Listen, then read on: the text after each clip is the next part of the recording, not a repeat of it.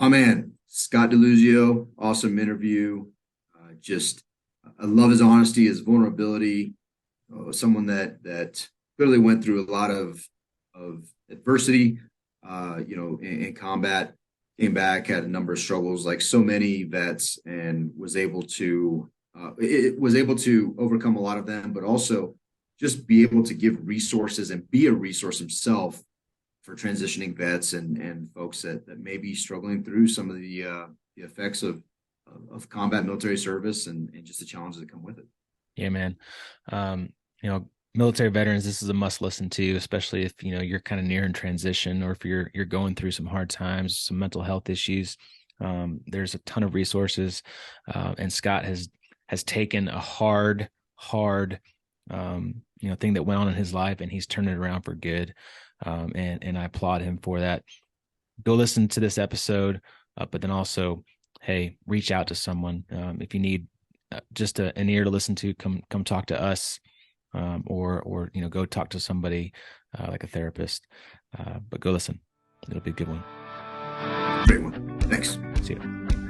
You're listening to Filling the Storehouse podcast. I'm David. And I'm Stuart. And we want to walk with you on the journey to living the abundant life through faith, family, and freedom. Our goal is to refine our why while helping you find yours. Together, achieve our best and highest purpose. In the end, we'll drive each other to intentionally fill our storehouse. All right, gentlemen, good to see you. This is Filling the Storehouse podcast. Scott, you're outnumbered today, man. You're 2 against 1, 2 Navy versus Army here. So there might be a lot of Army jokes coming at you. I'm just gonna tell you up front. That's okay. I think I can handle it. You got it? All right. Yeah, Oh, man. Well, welcome to the show, man. Thanks for coming on. I've been listening to your podcast for a while now. I know you wrote a book. We're going to get into all that today. But if you could, for our listeners, just give us a little background about who you are and what you're doing. sure. Yeah. So my name's Scott Deluzio. Like you said, Army veteran. I served about 6 years in the Connecticut Army National Guard. Deployed to Afghanistan in 2010. Since getting out of the Army, like you said, I've written a book about my time in the military and some of the stuff that took place during the deployment that I was on, and I'm sure we'll get into more of that. My podcast, the Drive On podcast, is focused on helping military veterans dealing with any number of things. A lot of times we try to deal with things on our own, feel like we're all on our own. Nobody else has this problem in the world. It's just me against the world. And, I try to shed light on the fact that there are other people out there who have gone through a lot of the same things that other people out there are going through, and they've made it through whatever the situation is. And that there's hope for those people who are sitting there struggling, thinking that they're all alone in this. So we talk to a lot of different people about a lot of different topics. Really, not too much is off limits on the podcast, so we cover quite a bit. And yeah, it's really, I guess the name of the game is just getting out there and helping as many people as I can. Hey Scott, I'm curious. We'll just jump right into it. Yeah. Why do you think it is, and from your interviews and just your experience, why is it that people feel alone? Like it's not an uncommon message, right? Like we hear throughout the military, hey, you're not alone. There's these services available, counseling, all these different things that are available, but yet we still persist in this idea that we are alone in this challenge. Why do you think that's such a prevalent emotion? It's actually kind of strange if you think about it, but when I've talked to people and they've told me their stories, because that's a lot of what I do on the podcast is go into the background of people's stories. They tell me when they were in that situation, when they're struggling, they felt like, oh, I don't want to be a burden on somebody else. I don't want to burden somebody else with my problems or whatever. And I don't want to go to the VA and claim this disability benefit or use their services or whatever, because there's somebody else out there who's got it worse than me, and I don't want to take up that spot of that appointment with the mental health counselor or whoever it is. I don't want to take that spot because there's somebody else who's probably about to jump off a bridge, and I'm not at that point. So somebody else can take that spot and help that person out. In the Army, we had, one of the core values was selfless service. And I think we hang on to that, and we try to be as selfless as we can and say, no, take care of that other guy or that other gal and just make sure that they're good to go.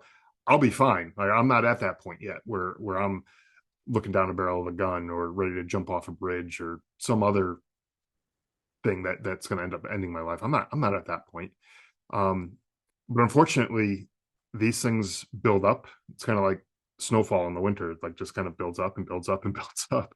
And there may come a day where you're looking at yourself in the mirror thinking like, oh crap, like how did I get to that point? You know? And I use this example all the time where if you've ever flown on an airplane, one of the first things they say before you take off is if there's a loss of cabin pressure, the oxygen masks are going to come down. Put yours on first before helping anybody else. And it may seem like it's a selfish thing to do, like, oh, I'm going to take care of myself first before I go help my kid or somebody else who's sitting next to me. But if you think about it, if you weren't to put yours on first and you're struggling with the kid who's panicking and freaking out because everything's all chaotic and hectic, you're going to end up passing out before you get a chance to help them. And then they're going to pass out too. Now you're both useless to each other, and it doesn't help anything. So at the end of the day, like, yeah, you got to take care of yourself. And when we say you're not alone, there are services available. There are things that are out there to help you. They'll only help you if you actually use them. And you can lead the horse to water, I guess, but you can't make them drink. And that's, I think, what we have going on in the veteran community a lot. Yeah, man, that's huge. I also think there's a lot of noise out there, and sometimes I almost feel like there's like too many different offerings, if you will, and it's confusing, and you don't really know where to start. Going through our transition, like, you have to go through what they call TAP class, transition Right. assistance program. And like, you have this big VA book, and like, you have a list of like, 100 different resources that you can go to. You're just like, where do I even start? Right. Like, it's a lot like drinking from a fire hose. yeah, Like you are getting so much information all at once, and it's there. The information is there for you, but you don't know where to start in there. It's like if you're trying to find the destination from here, if you're driving from wherever you are to New York City, and you get a map and it gives you all the directions. But if you started off with a world map as opposed to, like the specific area, like, it's going to be a lot harder to figure that out if you didn't know anything about geography or anything like that. Like, you'd have to search through every single area on that map before you could figure out the thing that you need. So yeah, I think some organization is needed in that. The TAPS is a good start, but I think maybe it could be done better, maybe rethought through that program a little bit better, and organize things a bit more. Yeah, for sure. Something else that I realized, again, kind of as I was ending the 20-year career, there's like this unspoken, I guess, stigma, especially in certain fields, in the aviation field, especially, like, you didn't want to talk about anything health-wise that you had going on because, Oh no. You're going to get downed, right? And then you couldn't go fly anymore. And I think that's very prevalent in a lot of different, special operations and aviation and cyber intel. Like, there's so many different fields in the military where it's almost like you don't tell anybody about anything going on in your life until the very end, and then you just like knock it all out, right? Just to get like stuff on your military record, your health record, Right. so then you can get the VA benefits afterwards. It's so ridiculous. Yeah, it doesn't make any sense that that's the way it is, because No. if you have a pilot, for example, who is afraid to go talk to somebody about their mental health because they don't want to be grounded and not be able to fly, then you're going to send a pilot up in the air who has some issues that are unresolved, and it could affect their ability to fly that plane safely. And it really doesn't make any sense. Like, why wouldn't you want this person to get all the help and be at tip top shape, like be as close to 100% as you possibly can, um, before you go send them up in a multi-million-dollar plane? Like, why wouldn't you do that? But it's true. That's what happens, and that's what there is that stigma where people don't want to go and get help, whether it's for physical issues, mental issues. They don't want to go and get that help and admit that there's something wrong, because it could impact their career, and they don't want to end up not being able to do their job. And it's really bizarre the way we have that set up. Well, and I think we also have responsibility ourselves as the service members, right? Like I want to kind of touch this point too. This idea of being a burden. What's interesting is that I know, especially as a CO or any leadership position, I was always encouraging my sailors to, I was like, hey, if you need anything, if there's anything I can do for you, and I would probe with questions. It's not just like throw it out there. Hey, if I can add value to you, call me. Like that's useless, right? But I would talk to them and start digging, but with the effort and with the intent to try to understand where I could be a resource for them in their lives, right? And if they needed help, I wanted to be the one to guide them and direct them in that direction, and do anything possible in my power to get them the help they needed. And I never saw them as a burden. As a leader, right. I never saw them as a burden. So it's just an interesting shift in our mindset to say, well, I'm not a burden. I'm actually, if I'm not performing at my optimal, if I've got things going on, then I can become a burden. Because then, my CMC has to worry about the mental health of the skipper, and the command has to wonder if they can trust the people in leadership positions because we're not taking care of ourselves. So this idea of leading by example that I think is more powerful than this and leading by a good example, not leading by, hey, I'm just going to go get help, right? Because right. Leaders don't get help. It's ridiculous, like you said, and I really want to encourage folks. And I struggle with this, right? Like I'm going to start seeing somebody to kind of process through things, not because I'm, to your point, I don't have a gun in my mouth. I'm not like at this drop off point. I'm not staying on the edge of a bridge, but there are little indicators of things that we just didn't process, we didn't think about, because as Stu said, we just put it off to the end, right? And now I'm serving and I have more time to think, and I'm like, that's something that's in there that's troublesome, and it comes out in different ways. So I just really want to encourage our listeners that it is leading by a good example and seeking help is exactly where we want to be as leaders, whatever your rank is, right? For sure. Yeah. And if you think about that, going back to that idea of being a burden, if you think, for the listeners or you guys even, if you think about if anybody in your life who you even remotely cared about, like I'm not even talking about like an intimate, like your wife or a child or parents or something like that, someone who you just had a neighbor or something like that, and they came to you and they're like, hey, I got this problem, and I just don't know what to do, and I need to deal with this. And they came to you and they were looking for advice. I don't think anybody, unless you like totally hated the guy, but like I don't think anyone would be like, oh my God, that's like, why is he coming to me? Why couldn't he go talk to somebody else? Like go, like you'll try to go and help that person if you can. And if you can't, you'll help point them in the right direction to help them figure out what the solution is. But then think about someone who you care about deeply, like a spouse or a parent or a child or something like that. And like you would do anything to help that person. That they're not a burden. They're someone who's there in your life, and you want them there in your life, and you want the best for them. And yeah, like they're not a burden. So why would you be the burden?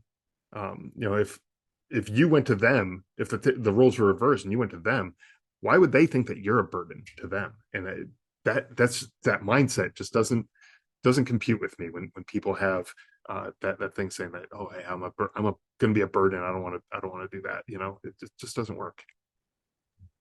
Yeah, man, for sure. We need to continue to spread this message. And, you're doing a great job of it on your podcast, and so I applaud you for everything you're doing. I want to talk about your book. Sure. I know you. So you write about your story in your book. You had a pretty tough situation come about while you were deployed. Give us a little background about it, and then I want to dive into some of the stuff in that book. Yeah, sure. So the background is, so my brother and I were both deployed to Afghanistan at the same time in 2010. He was part of the Vermont Army National Guard. I was in the Connecticut Army National Guard, and both of our units were under the same brigade. So it's brigade-wide deployment, and so we both found ourselves in Afghanistan. We weren't stationed at the same base. We didn't even see each other while we were in Afghanistan, but we were both there. About 6 months into the deployment, in August of 2010, he was killed in action. His unit was out on a patrol, got caught up in a firefight. They were ambushed, and he was hit very early on in that firefight, and he was killed pretty much instantly. And so that was a big part of what this story is. The story goes kind of into our background, our childhood growing up, just to give an idea of what type of person he was, and it goes into how we got into the military, and obviously talking about the time that we spent in Afghanistan. But I think more importantly, it goes into the aftermath and talking about how this affected our family. Obviously, it was a negative situation for our family. We were devastated at the loss, but it goes to talk to the civilians who are reading the book to help them understand what military families go through in terms of deploying. I was newly married. I had a young son at home who was just about a month and a half old when I was in Afghanistan. Can you think about that? Like leaving your newborn son at home and not knowing if you're going to come back home to raise him, in however long that you're going to be, deployed. Those are some of the things I think that the civilians don't necessarily think about because it doesn't impact their day-to-day lives. Not that they can't be aware of these things, that they couldn't be conscious of it, but it's just not top of mind. So I talk about those types of things and try to help the civilians understand what military families go through, and then including when there is a loss, like what happened to our family. But then I also talk about the struggles that I had after coming home, how I dealt with things in terrible ways, and eventually figured out that I needed to get help and that I wasn't going to just fix everything on my own. And so I talk about that really to help the other people who are out there who are struggling to understand that you're not going to just wing it and figure it out. It's not going to just magically get better overnight. You might need to get some help, and there's no shame in that. So that's kind of the book in a nutshell, kind of the gist of it. I'm sure if you want, we can get deeper into it if you want, and kind of cover some more of the story there. Yeah, and I'm curious because you've obviously gone through this journey and significant loss, and also the experiences that you had in combat, and those I imagine not only complemented but just really they were almost like a magnifying glass to each other, just to really magnify the impact on you and the impact that your family had. And I'm just curious, who are the people that you, through your interviews and through your process, who are the people that are best able to work through that? Are there any common themes? Like, is it, I'm completely, spitballing here and curious, but is it, folks that have faith, folks that have friends, folks that what are the what are the characteristics? And the reason I ask the question is because I think there's a lot of things that are very intentional that we can do to prepare ourselves. So say it's, surrounding ourselves with like-minded individuals, talking, getting this stuff out, seeing it there, but like whatever it is, I'm curious what those practical steps are that you've seen that have yielded the greatest success towards healing and becoming whole again. I think, well, this is from several conversations, and I'm kind of piecing things together from different conversations that I've had with people through my podcast. But one of the things that people can do is to mentally prepare themselves for worst case situations. You do that all the time in the military. When you're training, you train for first aid type things. If something goes wrong, you know how to put the tourniquet on, you know how to stop the bleeding, you know how to do those things, and it becomes almost second nature because you just do it so much and you just know how to do that. If we could do that with other things in our minds and kind of increase that resiliency in our minds, we can overcome a lot more because we'll be prepared for things mentally, not just physically in terms of stopping the bleeding, but we'll know what to expect. There was a helicopter pilot that I had on the podcast late last year, and he was talking about how his helicopter got shot, and his co-pilot was shot through the leg, and he had to fly back to base to get the co-pilot medical attention. But there was a split-second decision that he had to make, and I'm going to totally screw this up, but he had to pull something to keep the helicopter from crashing. And had he not done that, they both would have probably gone down, and it would have been a much worse situation. But he had practiced this so many times over and over and over again that he just knew instinctively what to do, and he pulled the thing, and the helicopter was able to fly. His co-pilot was able to get the medical help he needed, and everyone survived. So if we could do things like that and practice mentally, like, what does this look like in my head, and get through different situations mentally, then we might be better able to handle these things when we face them in real life. You are, if you're frequently just walking in a dark parking lot after work or something like that, mentally prepare yourself. Okay, what do I do if somebody sneaks up on me, and where do I go? You'll be much better prepared to handle that situation. Same thing with just about anything.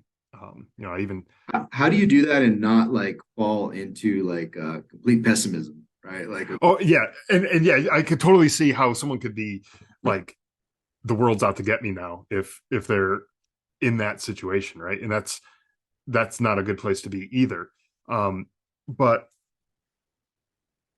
just think about the things that could go wrong, and think about what will I do if X happens. You don't need to dwell on it and make this like every second of the day you're thinking about this thing. It's just think about it first.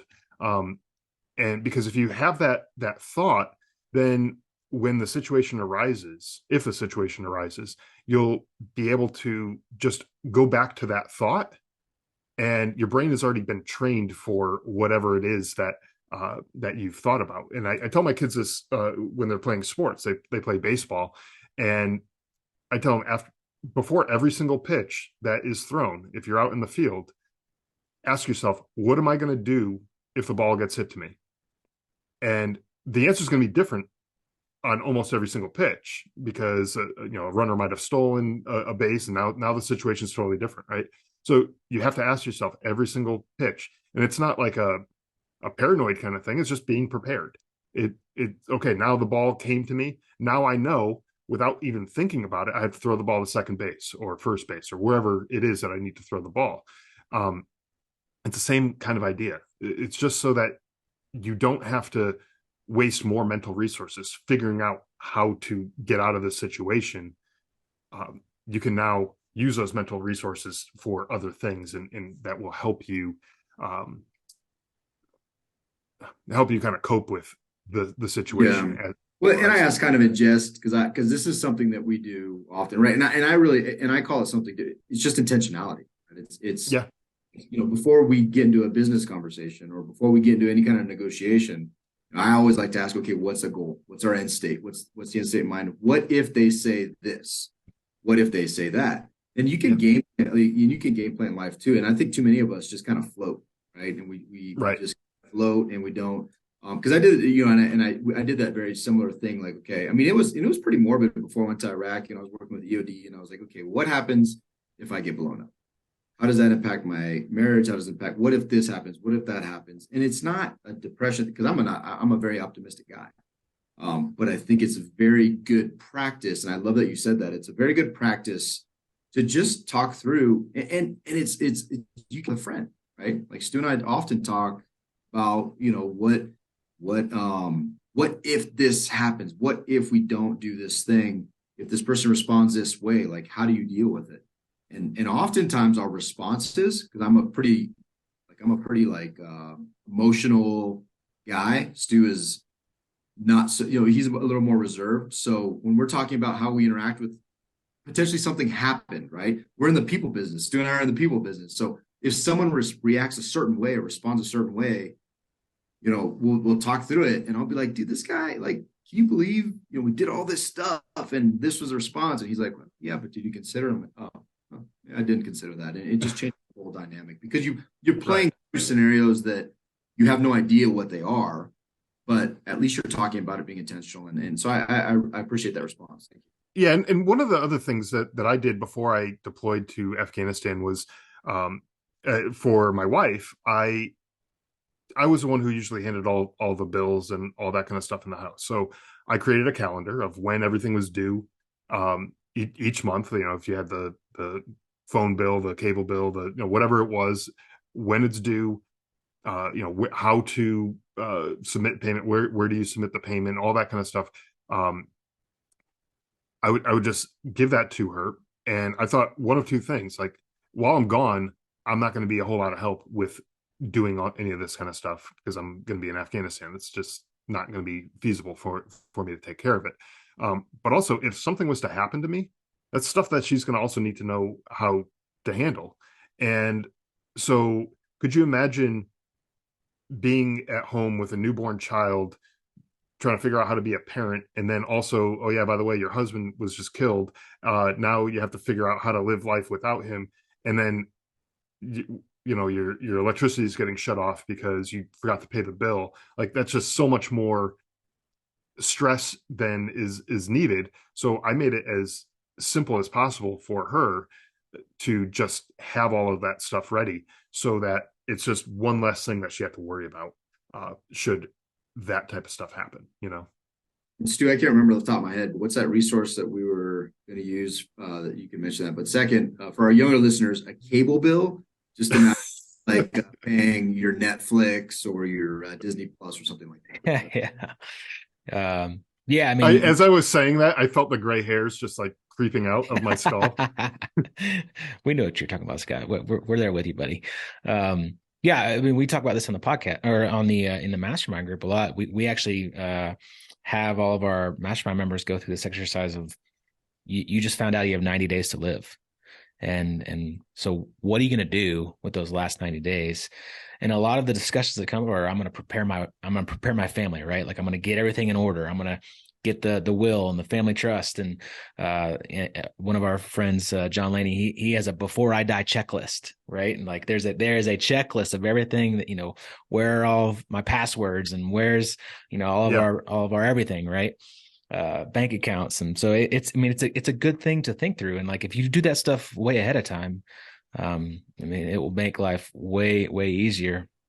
It's got something else what is that notebook called though? Just to throw it out there for folks. I'll have to look it up. We'll put it in the show notes. We'll put it in the show notes. Yeah. There's like a before I die notebook that someone created that has. Yeah. It's like the emergency binder or something like that you can buy. And so you can fill it in on a PDF and, I'll find it and put it out. I'm blanking right now, but Scott, something else you said that I actually just looked this. I was reading an article about expectations, setting expectations, and The post or the blog article was talking about happiness equates to reality minus expectations. And so if you go into a situation where you set these high expectations, but reality is way lower than that, reality minus the high expectations, you're going to be unhappy, right? Like you're not going to be excited about the end result, the reality. But if you kind of set a lower expectation, right, and it ends up being great, like, you know, there's happiness. And this actually happened to me yesterday. We were taking my kids snowboarding for the first time, kind of like on a big mountain. My kids are 5 and 8, very new to snowboarding. They're just kind of learning. And like MLK weekend, Monday, knew it was going to be crowded. Like drive up took forever. Knew the drive back was going to be absolutely miserable. Like stuck in traffic the whole way, which it was. Like it took us like 4 hours to get home, and didn't know how the day was going to go. Like they could have gotten cold in like the first 10 minutes and they would have been miserable, and it would have been like a 2.5 hour drive for 10 minutes on the mountain. So I set like these low expectations. I went into it like, all right, be patient, smile, be happy, like understand that it could go really poor. And so I set that low expectation, but the opposite happened. Like it was great. Like they had a blast. They were warm. They were doing great and they didn't want to leave.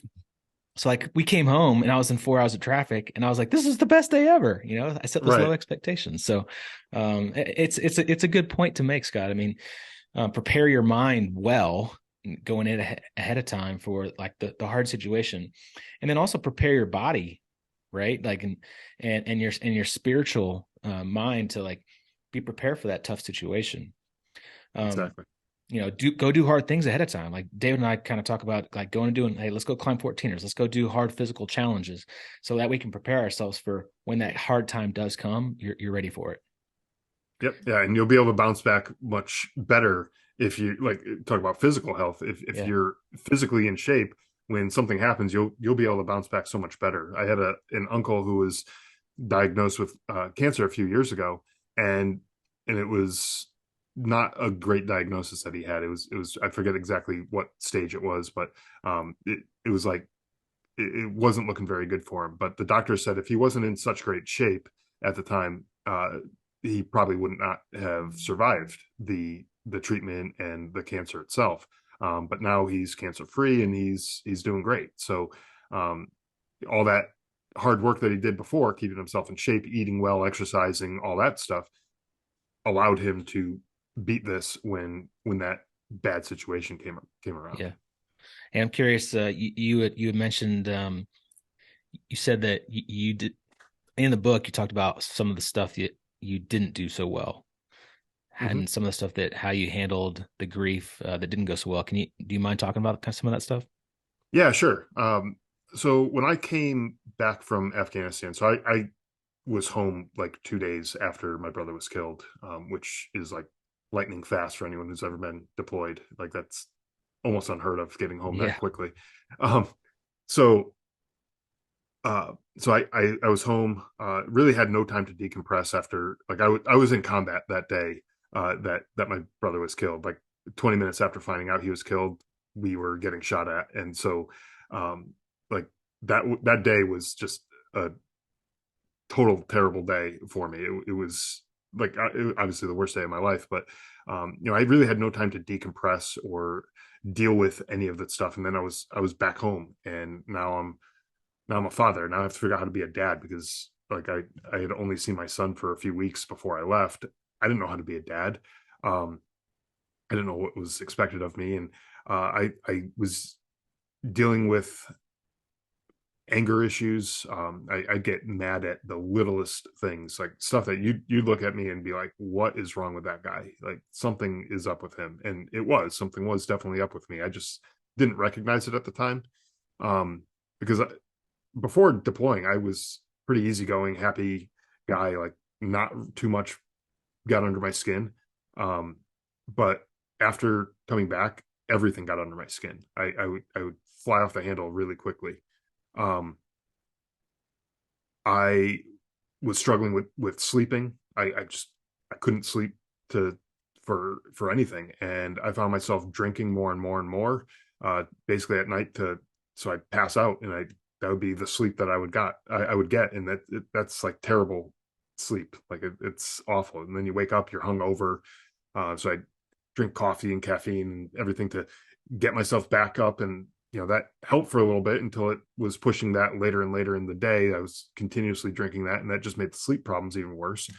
And that all of that contributed to me being even more frustrated, more angry, and just it was a snowball effect, and everything just got worse and worse and worse.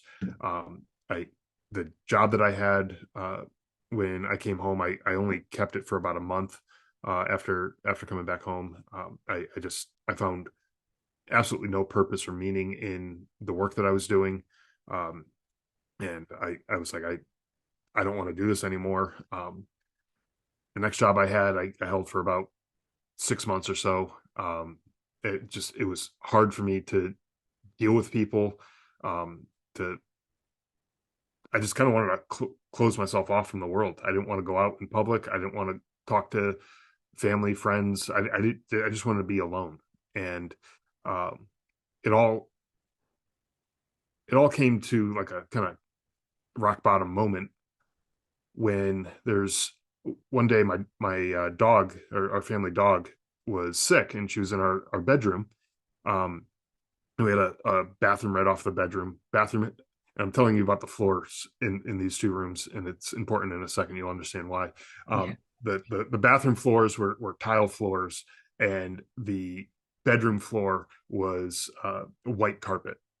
Why we had white carpet, I have no idea. It's stupid, but regardless, that's what it was. And the dog was standing right at the edge of the doorway of the bathroom in the bedroom, and threw up right on the white carpet. 2 inches this way on the tile floor, nice and easy to clean up. Where she was, steam cleaners involved. The carpet's probably stained, probably ruined at this point. It's awful, right? Yeah. And I'm at this point in my life where the littlest of things, like tiny, tiny things, will set me off, and I lose it. And I'm screaming at the dog, and I'm yelling and everything.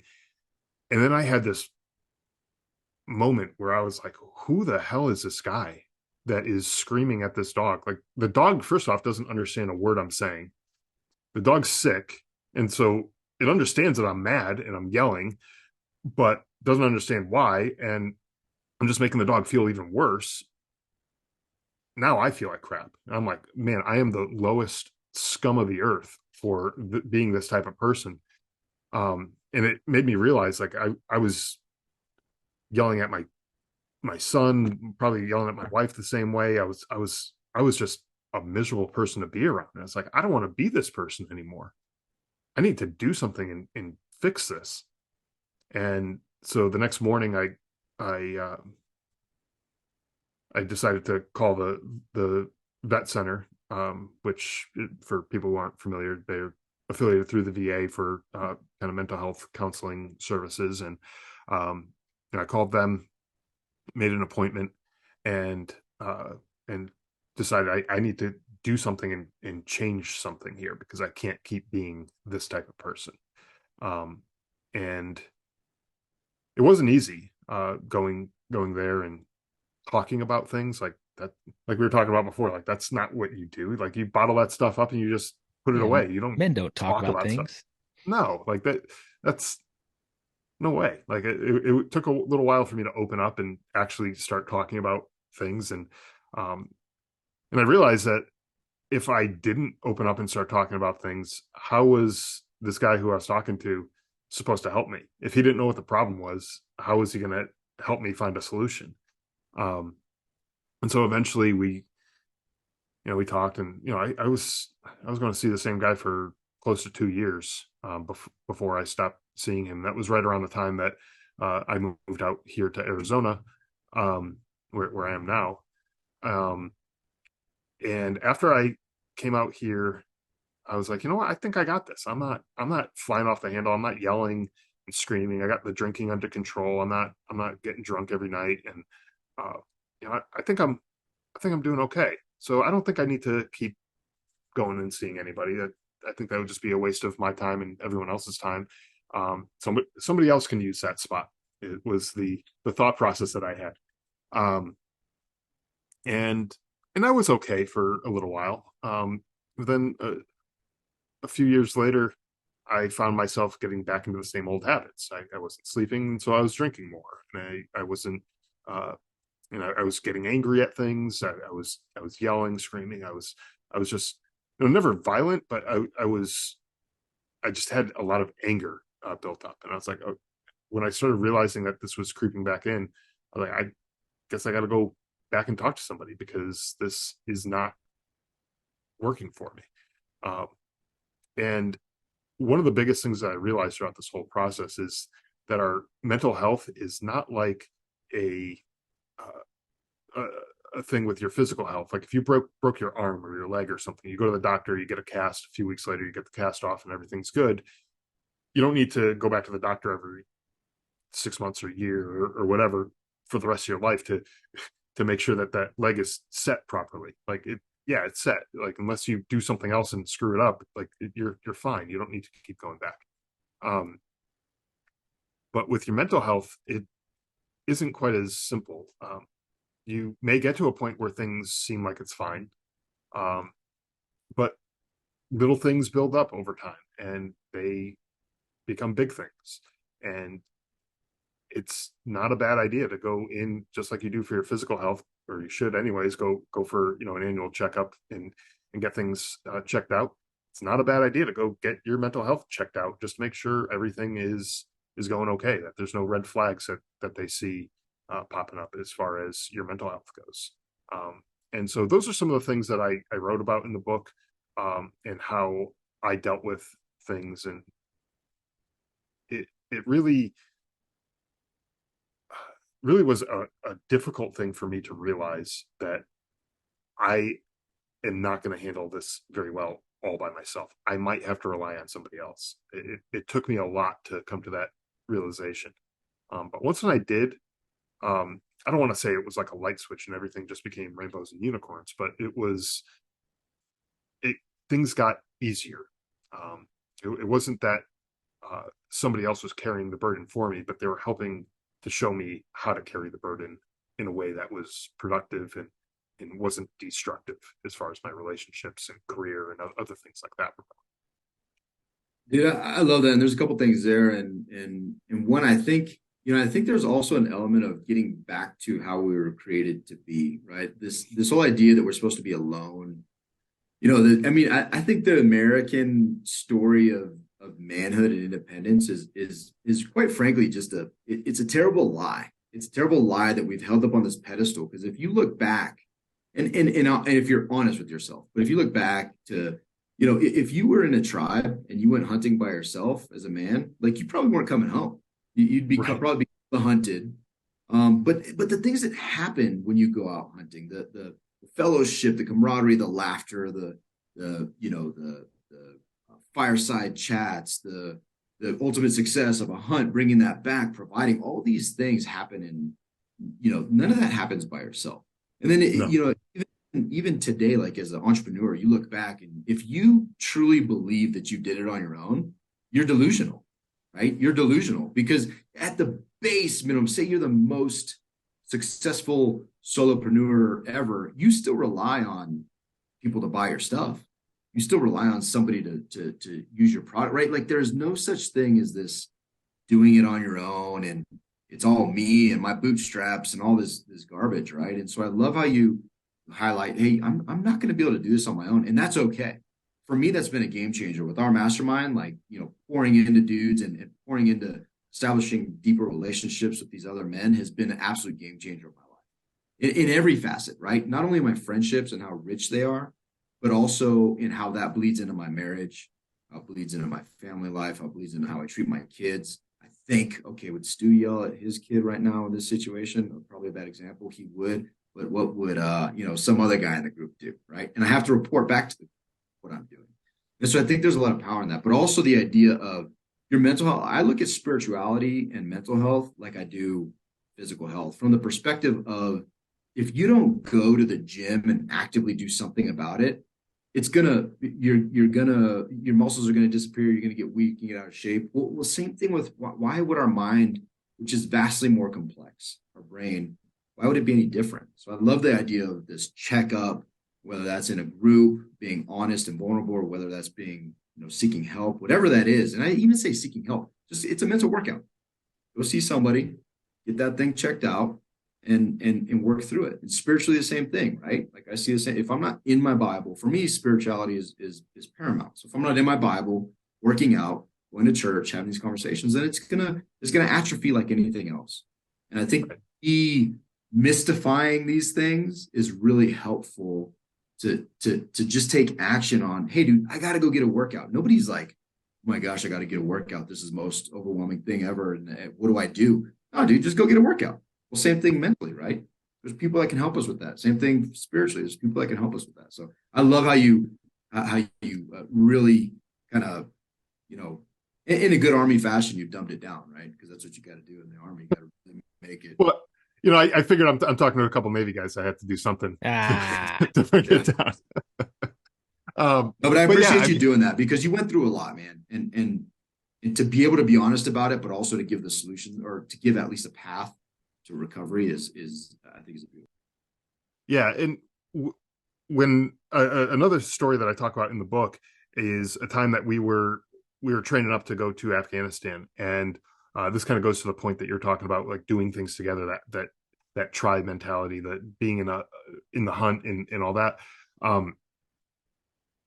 When we were training up, we were in Louisiana, and we were driving around in Humvees, and it's really rainy down there, and the ground's muddy, and we get the truck stuck in the ground. And at first we're like, okay, well, we'll get this one unstuck, and we'll kind of go around this muddy area, and we'll be okay. We'll continue on. And we end up getting all the trucks stuck, and multiple times. What was supposed to be like an hour of us just driving from one place to another, basically just giving some of the younger guys training on driving the vehicles, which they definitely got and more, ended up being so it was around it's probably around like dinner time, I don't know, maybe 1800 or so, and we were supposed to be back probably around 1900. It wasn't until about lunchtime the next day that we actually got back, because we were stuck all night, and it was cold, it was wet, it was miserable. We had mud up to our waist in some places.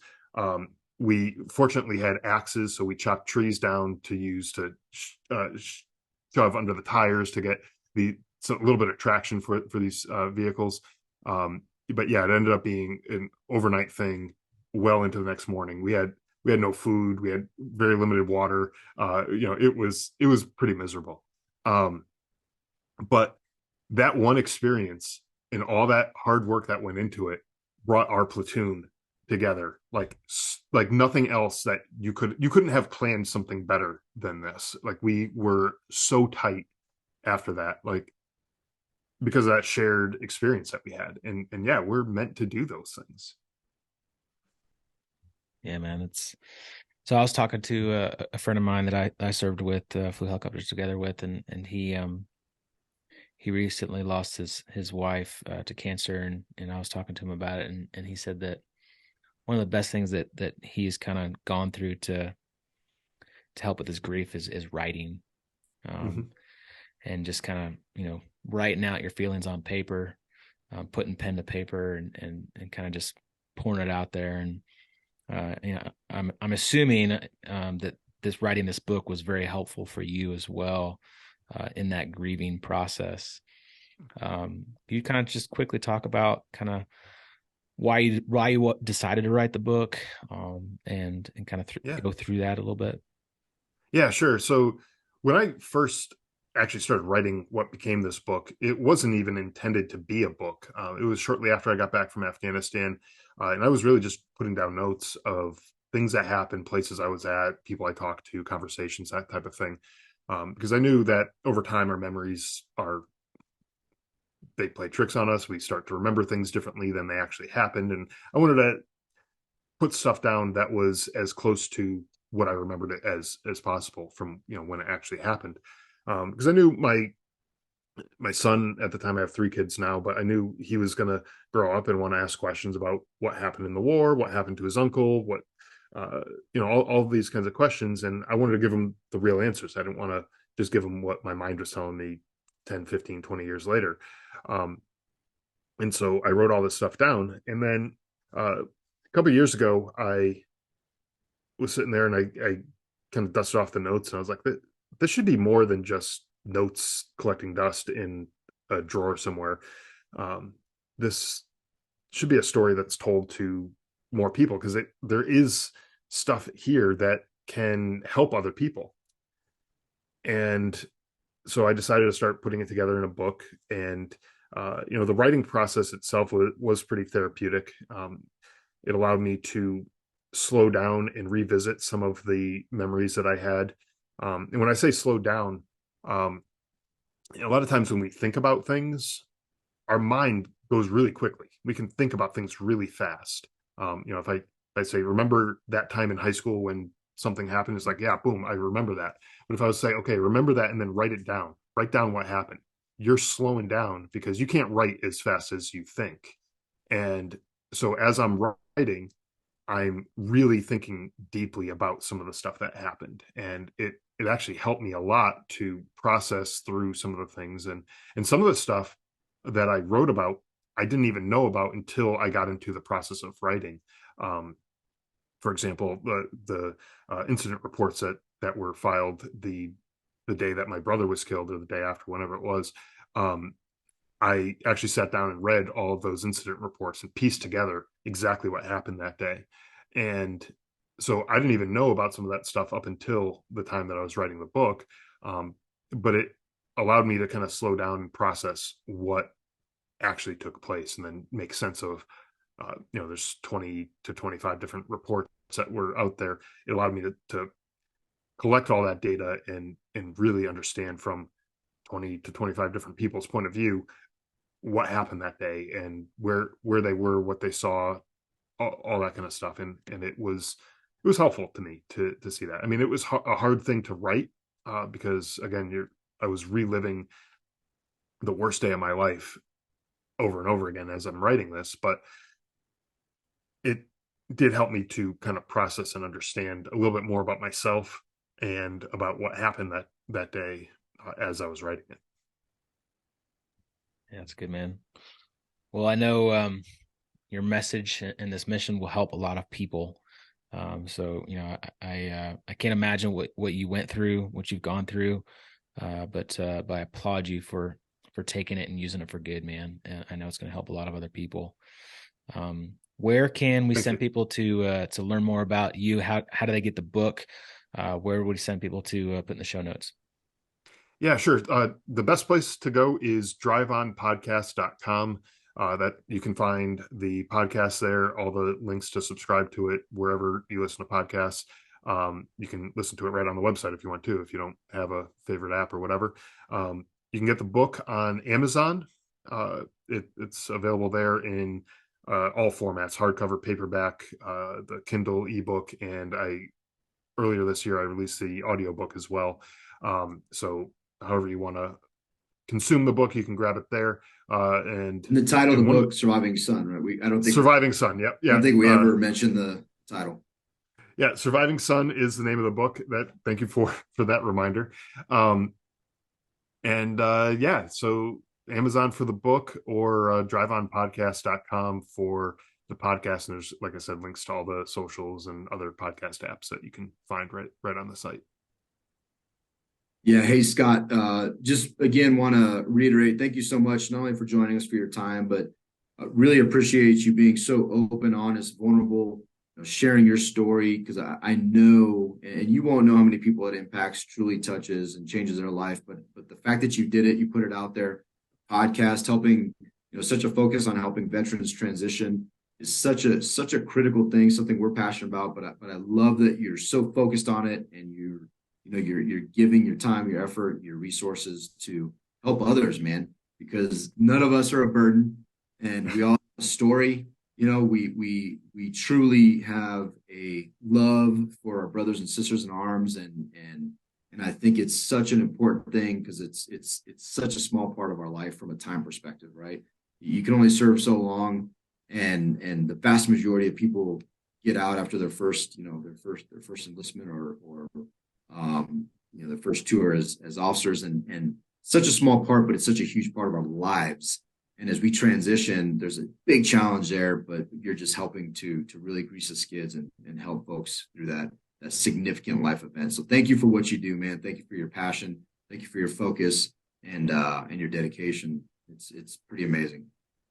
Well, thanks for having me first off on the show and allowing me to share my story with you and your listeners. But also thanks for what you're doing and having this platform available for people like myself to even come on and share these types of stories. So thanks for everything. Absolutely, man. Hey, guys and gals, reach out to Scott.